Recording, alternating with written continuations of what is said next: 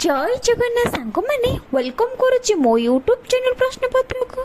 चलतु आज सुंदर सुंदर प्रश्न उत्तर वीडियो स्टार्ट करना।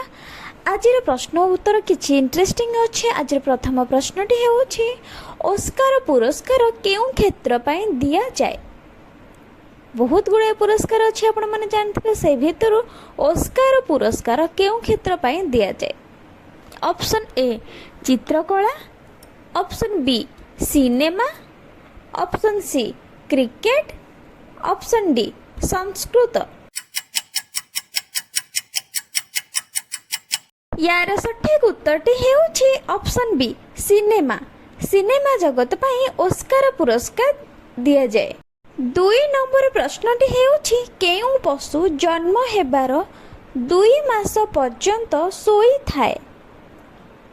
केउं पशु जन्म हेबार 2 मास पर्यंत सोई थाए। ऑप्शन ए भालू, ऑप्शन बी घोड़ा, ऑप्शन सी बाघ, ऑप्शन डी हरिण। यार सठिक उत्तरटी हेउछि ऑप्शन ए भालू। भालू ही एकमात्र पशु जे कि जन्म हेबार 2 मास पर्यंत सोई थाए। चलंतु परवर्ती प्रश्नटी आलोचना करिबा। 3 नंबर प्रश्नटी हेउछि चारमीनार केउंठारे अवस्थित। चारमीनार केउंठारे अवस्थित।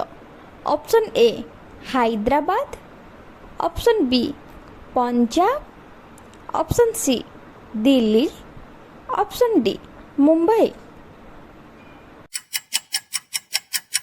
यार सठिक उत्तरटी हेउछि ऑप्शन ए हैदराबाद। चारमीनार हैदराबाद रे अवस्थित। 4 नंबर प्रश्नटी हेउछि केउं जीवर 4टी पाकस्थली थाए।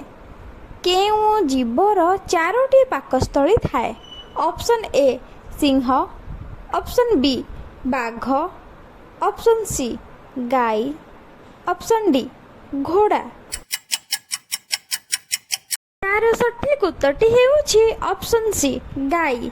गाई रही 4टी पाकस्थली थाए।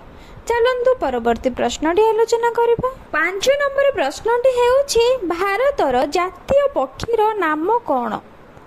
भारतर जातीय पक्षीर नाम कोन।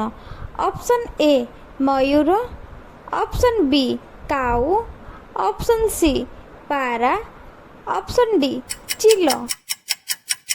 यार सठिक उत्तर है ऑप्शन ए मयूर। भारतर जातीय पक्षीर नाम हेउछि मयूर। आज एतिकी रहिली। जय जगन्नाथ। काली एक नूतन वीडियो सहित आलोचना करिबा।